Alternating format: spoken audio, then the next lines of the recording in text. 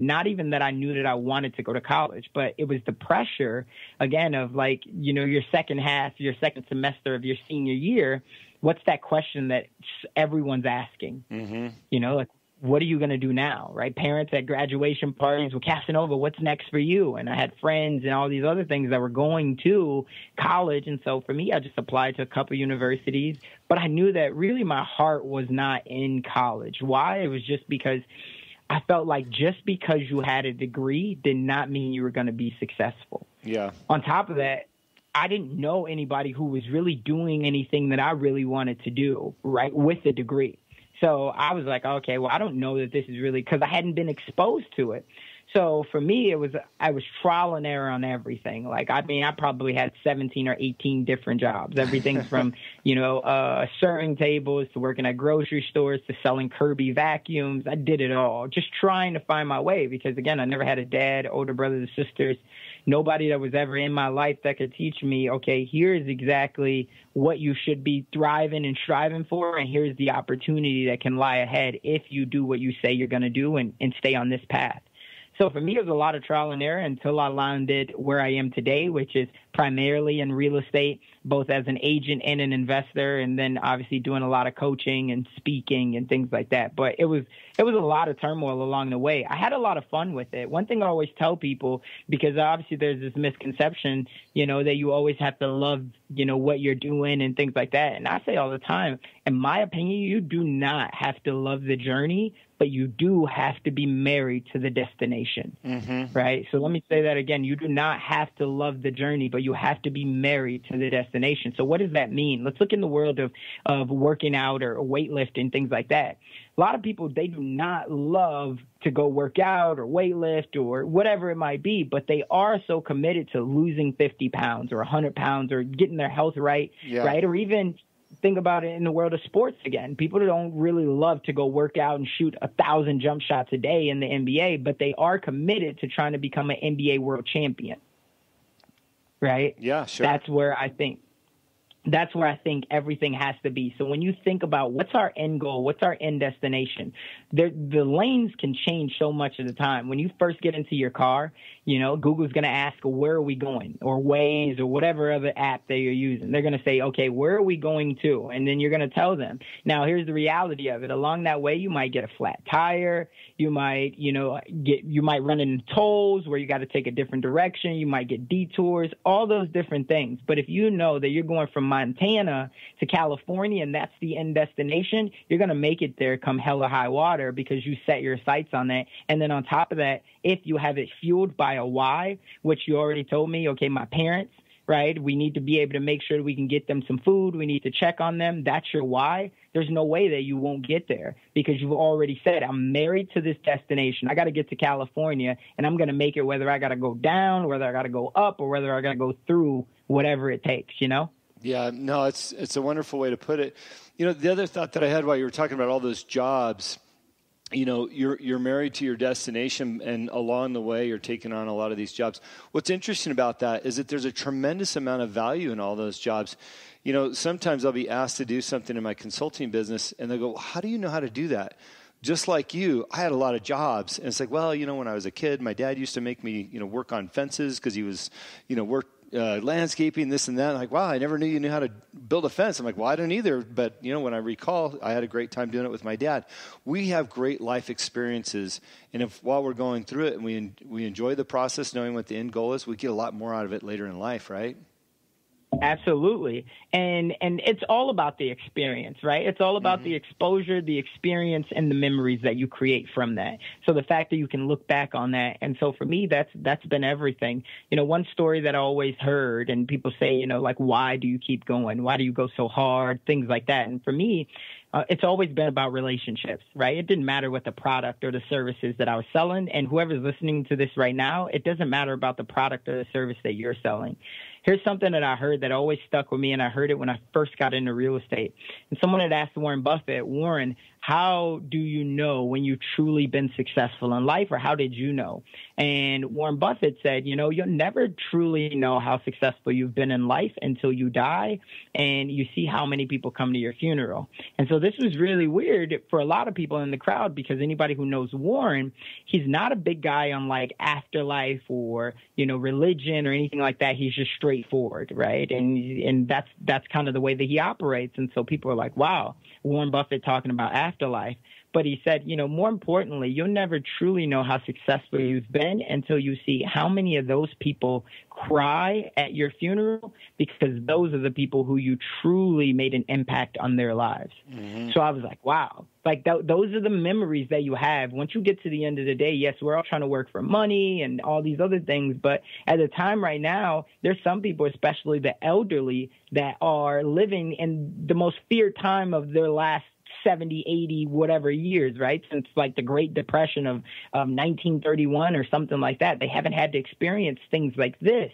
And so these times right now, their memories are all they really have to hold on to, because some of them may have lost a ton in the stock market, and they might not be able to see this come back over the next 10 years or 5 years, and whenever we rebound off of this thing, if that makes sense. Yeah. So it's just, again, those memories when you're thinking long term and you're thinking, hey, here's what I want to be remembered by, and here's how I want to remember, the time that I had on this planet at the end of my time. Well, I heard it put a different way, but same outcome as what you just suggested with Buffett, and that was giving the person that's asked to do your eulogy, right? And a eulogy is about, somebody going up in front of the crowd and saying nice things about you.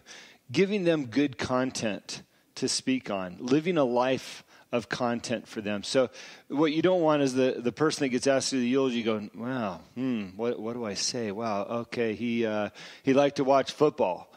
But living that life where you're constantly living for others and helping, and that person that gives the eulogy gets up there and says, gosh, where do I start? This was such a wonderful person, looking back on their lives and how they approached their jobs and relationships and how they treated other people. It's a good time to express some of that too whenever other people are in times of trouble. Absolutely. And every single day we're writing a page, right? And I like to think of this. This is a story that I heard, probably about a year or so ago as well. And they were like, if you think about it, every day you're writing either a scene out of your movie, if that's the way you love to think about movies, or maybe you're reading your reader and you're writing a page out of your book. But at the end of it, at the end of that book, what do you want people to feel looking back at your story? Do you want them to feel inspired? Do you want them to have many laughs?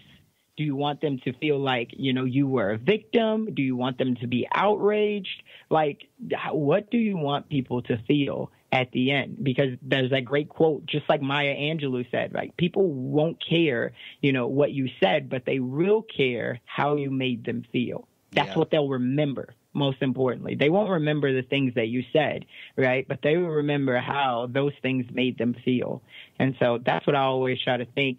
For me, when how do I have so much energy? How do I have so much positivity? And it's because at the end of the day, I don't know a lot when it comes to the religion. And we obviously, this is not to take this interview or this call this way, but when we talk about religion and all these other things, like Bible, obviously one thing that we do know is that it was man-made, right? And a lot of us, we believe who our creator is, but we don't truly know. So here's what I tell myself every day. I say, listen, if at the end of the day, whenever I meet my creator and they ask me, why should I be let in to heaven, to the pearly gates? If I can say, listen, every single day, I try to impact someone who you allowed me to make contact with on a positive basis.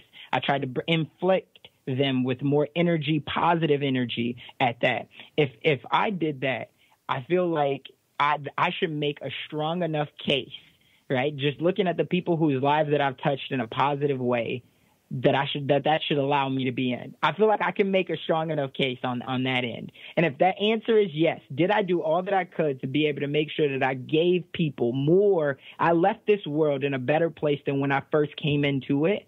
If I ask that question and my maker cannot deny it, I feel like that's enough to allow me to get in. Mm-hmm. Yeah, I approach life similarly as it relates to especially times of challenge with other people or arguments and things like that. I always approach it as being the most kindest, gentlest, forgiving person. Because if you are that person, you'll never regret it. You'll never live to regret that. And if anything, you've set the tone for a mend of that relationship or a mend of that opportunity. You know, it's interesting. My neighbor said she was at the store 2 days ago, and there was 3 little fender benders in the parking lot because people were anxious, they were frustrated, they were irritated about the circumstances, and yet here they were being victimized by one another in the parking lot. Whereas if we can just be a little bit kinder and gentler, we don't have to have those situations occur. We can all be forgiving and understand that we're in this together, whatever this is. You know, even if it's just life and circumstances and success. It's how we approach people, just as you suggested. You know, if you can be the best person every single day, to walk through those gates and say that. Absolutely. And I mean, again, we're all going to make mistakes. We're all human. We all have emotions, things like that. But just like you said, if we can just calm down and think about what's the greater good of all of this, right? There's going to be in the media saying that we're just getting started as far as, you know, the shutdowns and everything else that we're about to go through. And of course, we know that just there will be times of crime. There will be times of a lot of things, but we have to look at what's the greater good. And there's another, you know, like story, and I don't know if you've ever heard it, but it's about the kingsman and his horse. And basically, for those who don't know, it talks about the king, and he had a stallion, and one day his son hops on the stallion and goes riding on the stallion, and the stallion bucks him off and keeps on going. The son breaks his leg. Well, the neighbor comes back. When the son comes home, he has a broken leg, and he's without the stallion. And the neighbor says, you know, that's so bad. You know, you lost your only horse and your son now has a broken leg. You know, I feel so bad. And the farmer goes, or the king goes, you know, who knows what's good or what's bad. Mm-hmm. And then so the very next day, the stallion comes back and he has 2 more stallions with him. And the neighbor comes over and he says, oh, man, that's so great. You know, you got 2 more stallions. And the neighbor goes, who knows what's good or what's bad? Mm-hmm. Well, the very next day, the country decides they're going to go to war, and they come and they're looking for his son. Well, of course, his son can't go. Why? Is because of the fact that he broke his leg, so he can't go to war. Then the army all winds up dying in the war, and the neighbor comes over again, and he says, oh, my God, you should be, you know, so excited or so grateful. He says, why? And he says, because they lost everyone, but of course your son couldn't go. And then the farmer or the king says, who knows what's good or what's bad. And so the whole purpose is, you know, to not put your emotions to be tied to a specific outcome, mm-hmm. right? Let things play out. Try to stay cool, calm, and collected, and just see what comes about from this, right? For a lot of people, they could be freaking out. But again, someone's going to take the same opportunities right now, and they're going to turn them into $1 million or even $1 billion businesses right now, even though they might even been, you know, $20, $30, $50, $100,000 in debt. But this was that one opportunity that they had to reset their situation. Yeah. Whether that meant that they got deferment for 12 to 18 months on a business loan, whether that meant whatever it might have been, this was an opportunity where maybe they were about to drown, but they didn't. They stayed cool, calm, and collected, and they allowed themselves to really find. Yeah. Hey, we got a few minutes left, and I know you're in real estate and you've got a beautiful website. You want to talk a little bit about the opportunities in that world and kind of what you're doing, and maybe we can drive some traffic over to you and people can learn more about you? Yeah, absolutely. Well, so I do have I have a free training class that goes on every Sunday, which is live. And I teach people, you know, what's my solution for getting into real estate investing, how you can get into real estate investing without having a ton of capital, right? It does require for you to be resourceful rather than just having all the resources. So I always love to teach people about that. What was the way that I got started? How did I get started using no money of my own to get into real estate investing? Now, why I believe that real estate investing is so huge and everyone should have it is because real estate is what the economy relies on, right? Everything revolves around real estate, whether it's Amazon and their headquarters or their warehouses is what I meant to say. Their warehouses and where they're going to store everything, whether it's schools, whether it's churches, whether it's colleges, houses, it doesn't matter. Real estate's everything. So for me, my whole goal, with the way that I grew up was to figure out how to be the Lord of my land, how to make sure that I could protect my family to always have a roof over their head. And at the same time, how I can make sure that I could protect my community by being able to provide shelter for other families in times of need and things like that. So that's why I love real estate. And I believe that it's one of the few things that you can see, you can feel.